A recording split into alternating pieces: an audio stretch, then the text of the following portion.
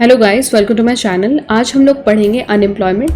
तो सबसे पहले देखेंगे अनएम्प्लॉयमेंट क्या होता है, what are the types of unemployment in India, unemployment से रिलेटेड डेटा इंडिया में कौन रिलीज़ करता है, क्या मेथड्स यूज़ किया जाता है in order to collect the data related to employment and unemployment. तो ये सब टॉपिक्स आज हम लोग कवर करेंगे, ठीक है। तो चलिए शुरू करते हैं। देखो, अनएम्प्लॉयमेंट क्या होता है ये जानने से पहले हमें दो टर्म्स के बारे में पता होना चाहिए। एक है लेबर फोर्स और एक है वर्क फोर्स। ये दोनों टर्म्स में क्या डिफरेंस है, सबसे पहले ये देख लेते हैं। देखो, हम ले रहे हैं टोटल पॉपुलेशन को और इसको डिवाइड कर देते हैं दो ग्रुप में। एक ग्रुप में आ जाएगा लेबर फोर्स और एक ग्रुप में आ जाएगा नॉन वर्कर्स। लेबर फोर्स में कौन आएगा? लेबर फोर्स में ऐसे लोग जो लोग एम्प्लॉयड हैं और ऐसे लोग जो लोग अनएम्प्लॉयड है, दोनों ही आते हैं लेबर फोर्स में, ठीक है। अब एम्प्लॉयड और अनएम्प्लॉयड का मतलब क्या होता है? देखो, एम्प्लॉयड में ऐसे लोग जो लोग काम करना चाहते हैं, ठीक है, जो लोग काम करना चाहते हैं और उनको काम मिल भी गया है, वो लोग काम कर रहे हैं। People who are willing to work and those who have got the work, ठीक है, जो लोग काम करना चाहते हैं और उनको काम मिल भी गया, that means they are getting paid for the work. ऐसे लोग आ जाएंगे एम्प्लॉयड की कैटेगरी में। अनएम्प्लॉयड का मतलब क्या होता है?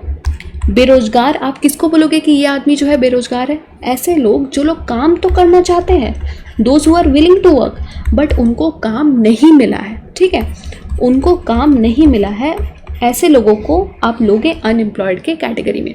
तो लेबर फोर्स में दोनों ही आ जाएंगे, एम्प्लॉयड भी आ जाएंगे, अनएम्प्लॉयड भी आ जाएंगे। मतलब लेबर फोर्स में हर वो इंसान आ जाएगा जो काम करना चाहता है, विलिंग टू वर्क, ठीक है। एम्प्लॉयड में भी काम करना चाहता है, अनएम्प्लॉयड में भी काम करना चाहता है, लेकिन एम्प्लॉयड में काम करना चाहता है और काम मिल भी गया है। अनएम्प्लॉयड में काम तो करना चाहता है, they are willing to work but have not got the work yet. वो मतलब होता है अनएम्प्लॉयड का। नॉन वर्कर्स, जो लोग काम ही नहीं करना चाहते, नॉट विलिंग टू वर्क, वो आते हैं नॉन वर्कर्स की कैटेगरी में। जैसे कि सीनियर सिटीजन्स हो गए, जो छोटे बच्चे हैं वो हो गए, वो आते हैं नॉन वर्कर्स के कैटेगरी में, ठीक है।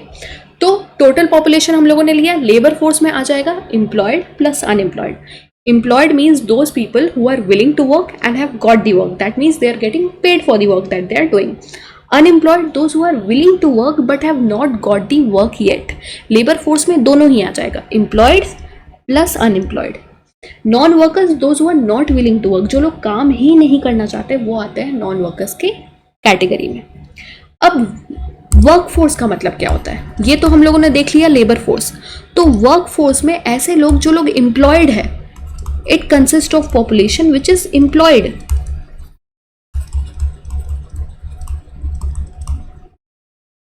वो आते हैं वर्क फोर्स में, ठीक है।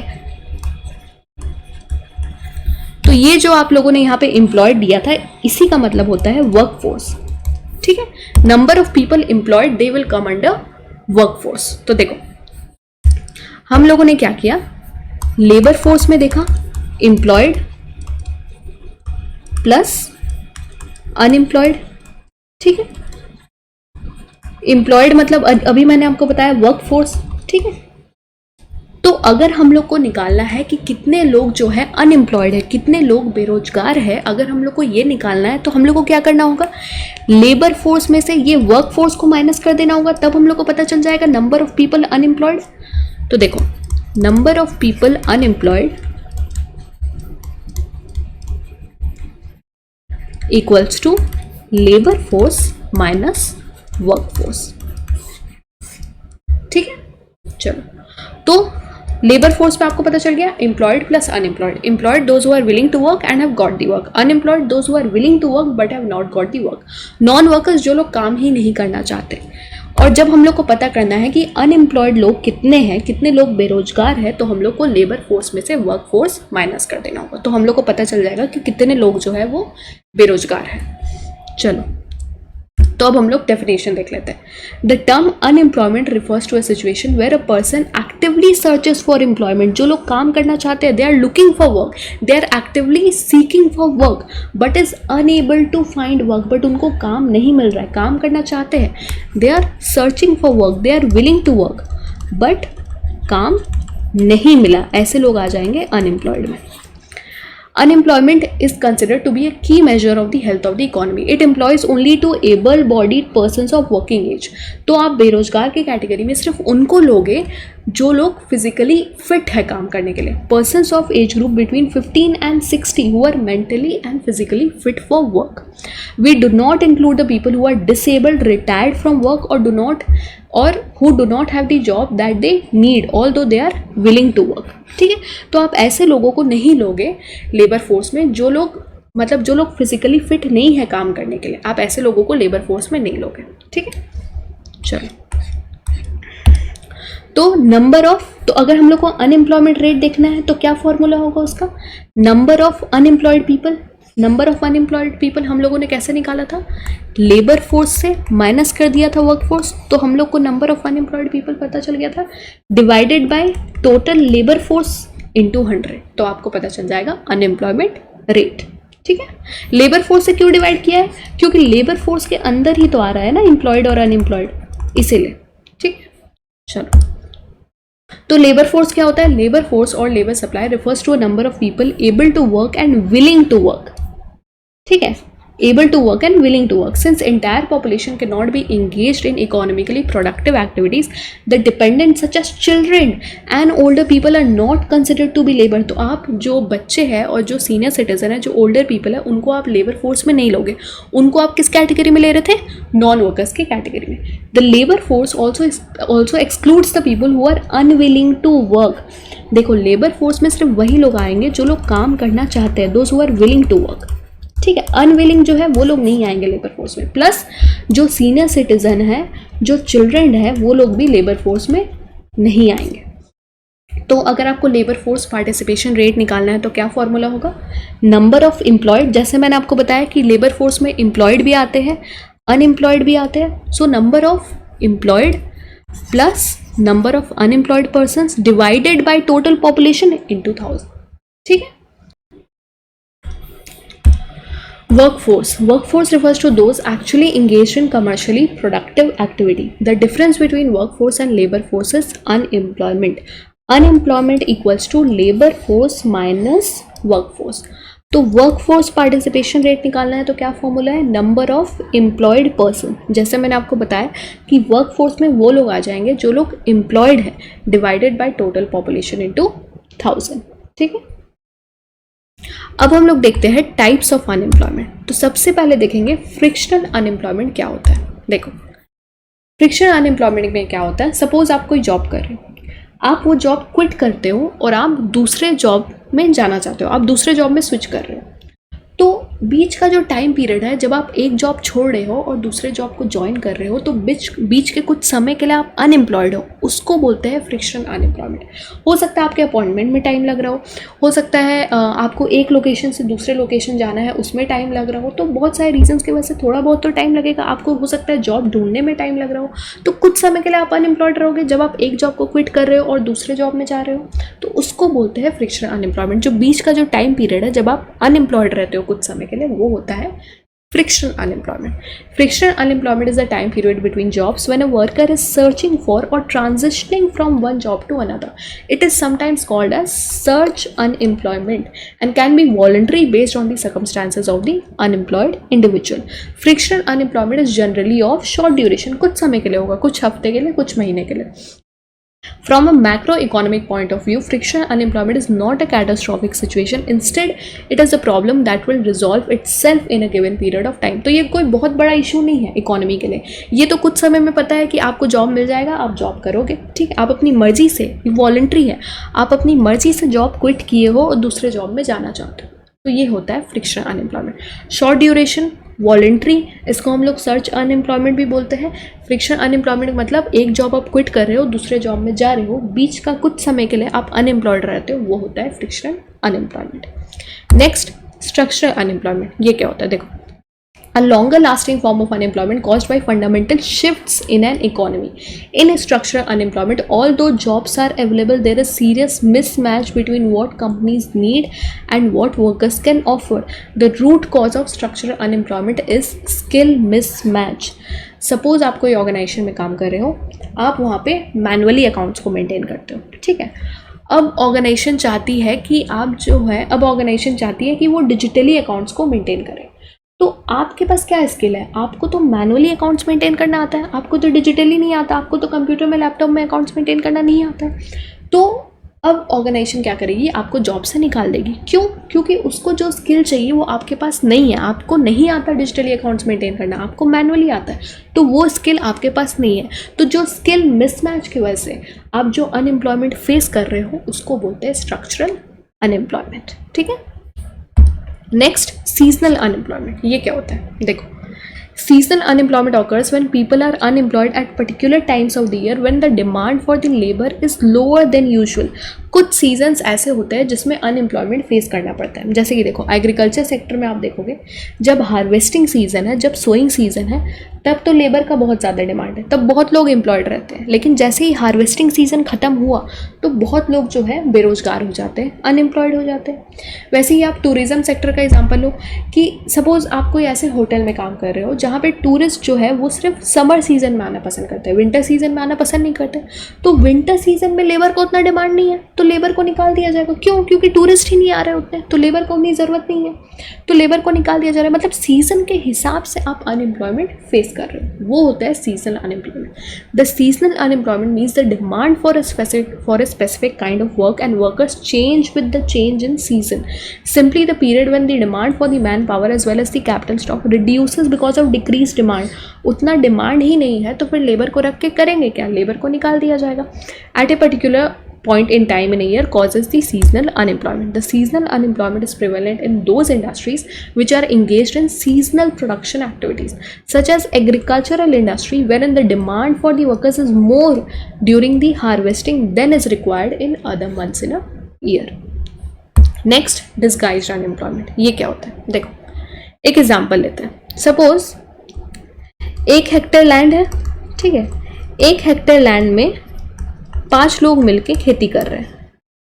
ये 5 लोग मिलके सपोज 10 kg वीट प्रोड्यूस कर रहे हैं, ठीक है। अब क्या हुआ, ये 5 लोग में से सपोज 2 लोग बीमार पड़ गए और 2 लोग अब काम पे नहीं आ रहे, तो बचे कितने? 3 लोग।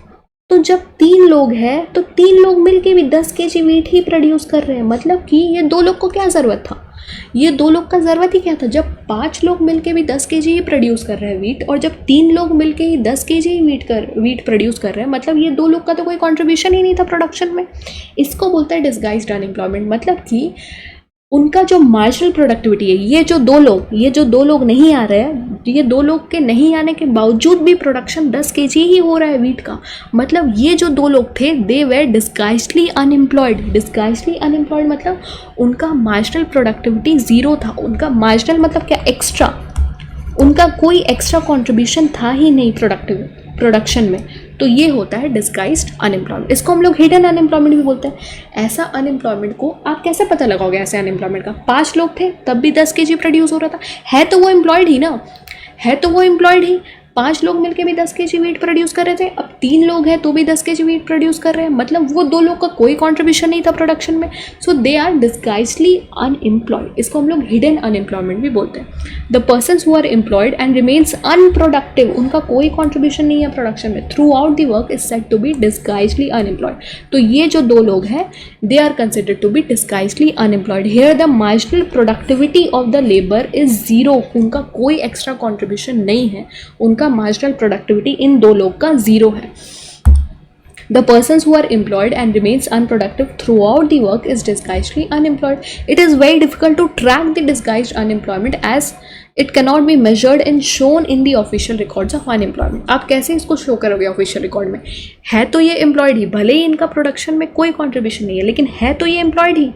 तो इसीलिए इसका रिकॉर्ड जो है दिखाना बहुत मुश्किल हो जाता है। Next, chronic unemployment. ये क्या होता है? Chronic unemployment means prolonged unemployment in the economy. In other words, chronic unemployment is caused due to long-term unemployment persisting in the economy. Chronic unemployment क्या होता है? लॉन्ग टर्म अनएम्प्लॉयमेंट होता है। Unemployed as anyone unemployed for over 27 weeks and is actively seeking for work. कोई ऐसा आदमी जो काम करना चाहता है बट वो अनएम्प्लॉयड है, 27 वीक से ज़्यादा हो गया है, वो अनएम्प्लॉयड है, तो उसको हम लोग बोलते हैं क्रॉनिकली अनएम्प्लॉयड। ठीक है। नेक्स्ट, टेक्नोलॉजिकल अनएम्प्लॉयमेंट, मतलब कि टेक्नोलॉजिकल एडवांसमेंट की वजह से जो अनएम्प्लॉयमेंट फेस करना पड़ रहा है। पहले सपोज आजकल मशीन आ गई है, तो बहुत सारी चीज़ जो है मशीन प्रोड्यूस कर रही है, तो लेबर को उतना ज़रूरत नहीं है, तो लेबर को निकाल दिया जाएगा, क्योंकि वही चीज़ मशीन प्रोड्यूस कर दे रही है, सस्ते दाम में प्रोड्यूस कर रही है, ज़्यादा प्रोड्यूस कर दे रही है, तो अब लेबर की ज़रूरत नहीं है, मैन पावर की ज़रूरत नहीं है, तो उनको निकाल दिया जाएगा। तो इसको बोलते हैं टेक्नोलॉजिकल अनएम्प्लॉयमेंट, मतलब न्यू टेक्नोलॉजी के आने की वजह से आपको जॉब खोना पड़ रहा है, आपको बेरोजगारी फेस करना पड़ रहा है, वो होता है टेक्नोलॉजिकल अनएम्प्लॉयमेंट। आप पहले प्रोड्यूस कर रहे थे कोई चीज़, लेकिन अब मशीन आ गई, आपकी ज़रूरत नहीं है, आपको निकाल दिया जाएगा।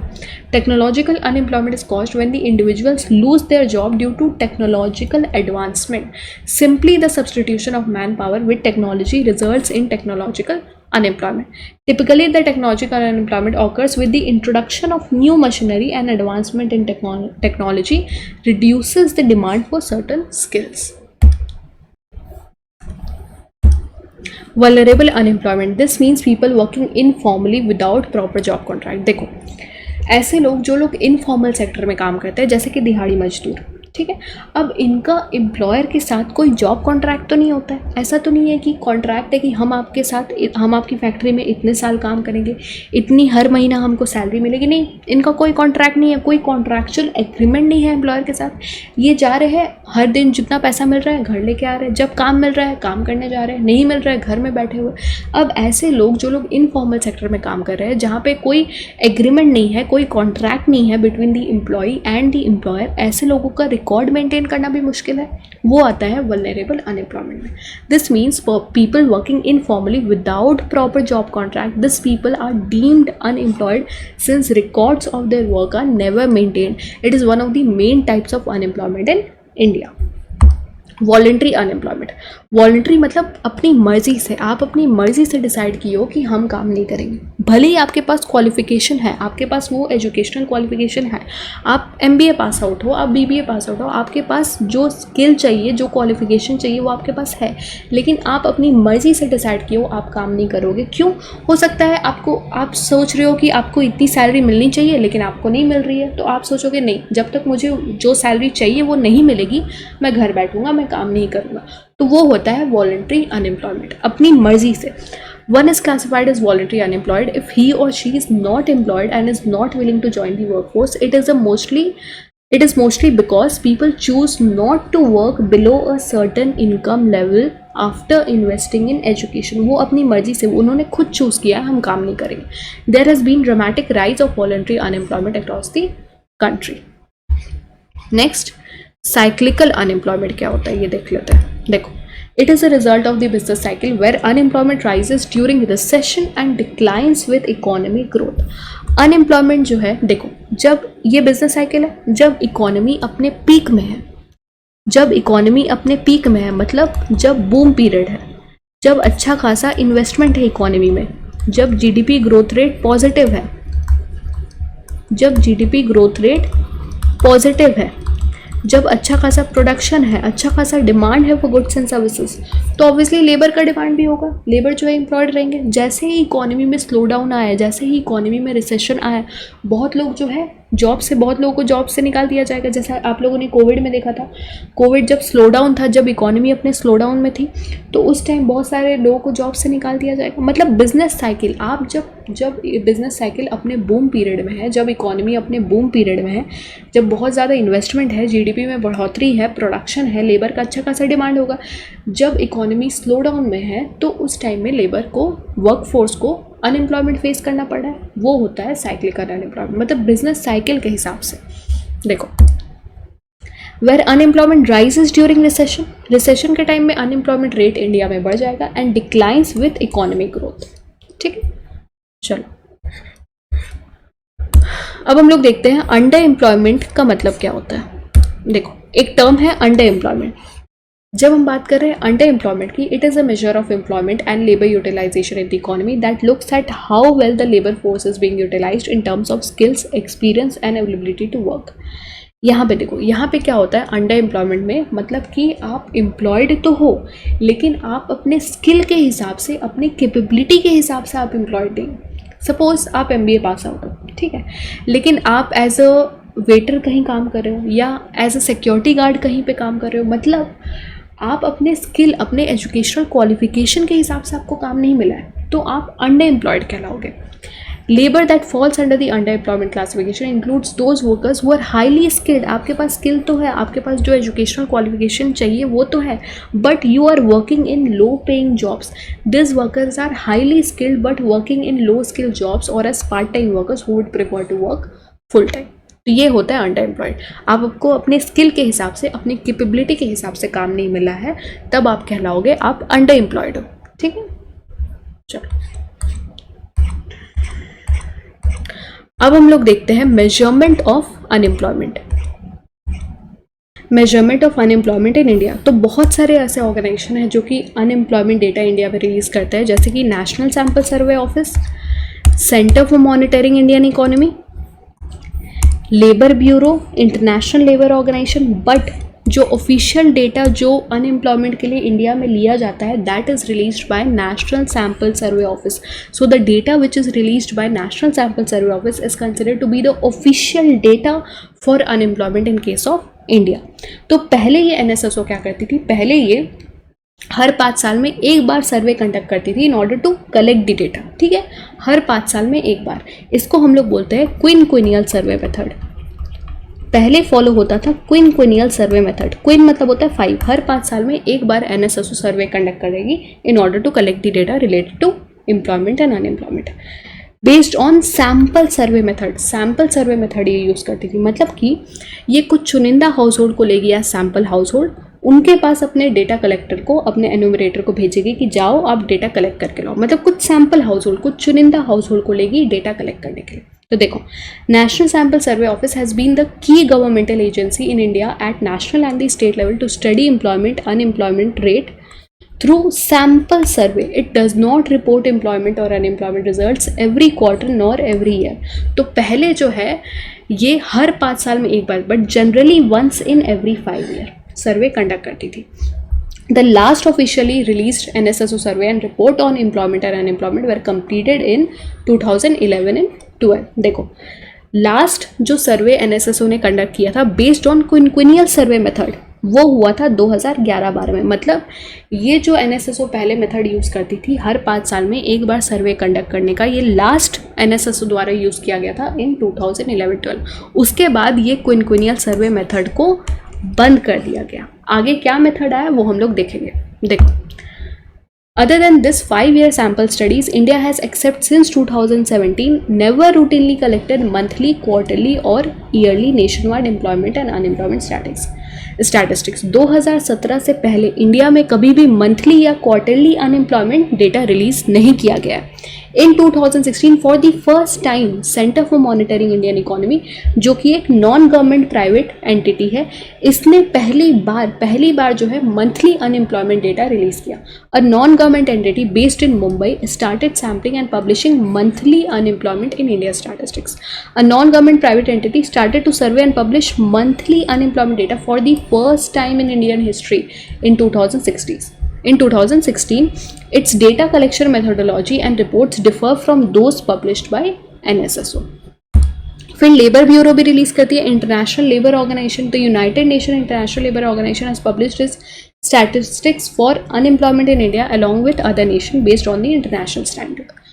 The periodic labor force survey, which is considered to be the official data for unemployment released by NSSO. अब ये periodic labor force survey क्या होता है ये हम लोग जानेंगे। देखो, मैंने आपको बताया कि लास्ट NSSO ने क्विनक्विनियल सर्वे मेथड का यूज़ करके लास्ट कब डेटा कलेक्ट किया था, 2011-12 में, ठीक है, 2011-12 में सर्वे कंडक्ट किया था। अब 5 साल बाद फिर होना था, फिर सर्वे होना था 5 साल बाद, मतलब 2016-17 में फिर ये सर्वे कंडक्ट किया जाना था 5 साल बाद, लेकिन ये नहीं हुआ। इसको 2016-17 में डिसकंटिन्यू कर दिया गया गवर्नमेंट द्वारा। तो गवर्नमेंट ने अपॉइंट किया in the year 2017 Arvind Panagariya panel. So he was basically Niti Aayog vice chairman. तो अरविंद पानीगरिया पैनल को गवर्नमेंट ने बोला कि आप कुछ ऐसा मेथड सजेस्ट करो कि अनएम्प्लॉयमेंट का जो डेटा है इंडिया में, कोई रिलायबल डेटा कलेक्ट करने का आप कोई मेथड सजेस्ट करो कि सही डेटा इंडिया में कलेक्ट किया जा सके रिलेटेड टू अनएम्प्लॉयमेंट. ठीक है, तो उसके लिए गवर्नमेंट ने अरविंद पानीगरिया पैनल को अपॉइंट किया. तो ये पैनल ने क्या सजेशन दिया गवर्नमेंट को कि सबसे पहले NSSO जो ये क्विनक्विनियल सर्वे मेथड यूज़ करती है कि हर 5 साल में एक बार सर्वे कंडक्ट करेगी, ये बहुत ही आउटडेटेड मेथड है. ये कोई रिलायबल डेटा रिलीज़ नहीं करता है. क्यों? क्योंकि जब ये डेटा कलेक्ट करती है और जब तक ये डेटा रिलीज़ करती है उसमें बहुत ज़्यादा टाइम लैग है. ठीक है, so there is time lag और time gap between the data collected by NSSO और जब तक वो डेटा कलेक्ट कर रही है और जब तक डेटा रिलीज़ कर रही है उसके बीच में बहुत ज़्यादा टाइम लैग है.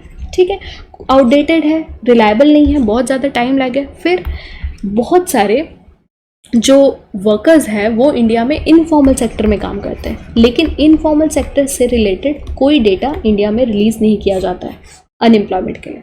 तो ये इश्यूज़ थे जो अरविंद पानीगरिया ने बताए. तो गवर्नमेंट बोली ठीक है, ये जो क्विनक्विनियल सर्वे मेथड है जो हम फॉलो करता है अब हम इसको नहीं करेंगे, अब हम इसको डिसकंटिन्यू कर रहे हैं 2017 से. तो गवर्नमेंट क्या लेके आती है? Periodic labour force survey. इसमें क्या होता है देखो, national statistical office of ministry of statistics and programme implementation government of India initiated the periodic labour force survey in April 2017. तो अब ये जो पीरियोडिक लेबर फोर्स सर्वे है ये हर साल डेटा रिलीज करेगी रिलेटेड टू अनएम्प्लॉयमेंट, या फिर क्वार्टरली भी रिलीज कर सकती है. ठीक है, क्वार्टरली या फिर एनुअली ये अब डेटा रिलीज कर देगी.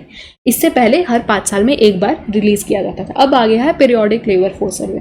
पहले था क्विनक्विनियल सर्वे, अब आ गया पीरियोडिक लेबर फोर्स सर्वे. ठीक है, कब आया? 2017 में. तो ये हम लोगों ने जान लिया. अब हम लोग देखते हैं कि क्या क्या मेथड यूज़ किया जाता है in order to collect the data. NSSO an organisation under Ministry of statistics and programme Implementation. तो NSSO किसके अंडर आता है? Ministry of statistics and programme Implementation के अंडर आता है, MOSPI. कौन सा मेथड यूज़ करता है presently? Periodic labour force Survey use करता है in order to collect the data related to employment and unemployment. क्या अप्रोच, क्या मेथड फॉलो करता है? अब लास्ट हम लोग वो देख लेते हैं. Daily status approach, weekly status approach और यूजुअल स्टेटस अप्रोच. इसमें क्या होता है देखो, डेली स्टेटस अप्रोच में क्या होता है? It considers the activity status of a person for each day of the preceding 7 days. यहाँ पे डेटा कलेक्टर जाएगा हाउस होल्ड के पास और बोलेगा कि आप बताइए कि आपने एक दिन में 4 घंटे से ज़्यादा काम किया है कि नहीं. Normally if a person works for 4 hours or more during a day he or she is considered as employed for the whole day. अगर आपने एक दिन में 4 घंटा या उससे ज़्यादा काम किया तब आप एम्प्लॉयड कंसिडर किया जाओगे. ये होता है daily status approach. Weekly status approach में एक हफ्ते को देखते हैं. This approach highlights the record of those person who did not have gainful work और when unemployed even for an hour on any day of the week preceding the date of the survey.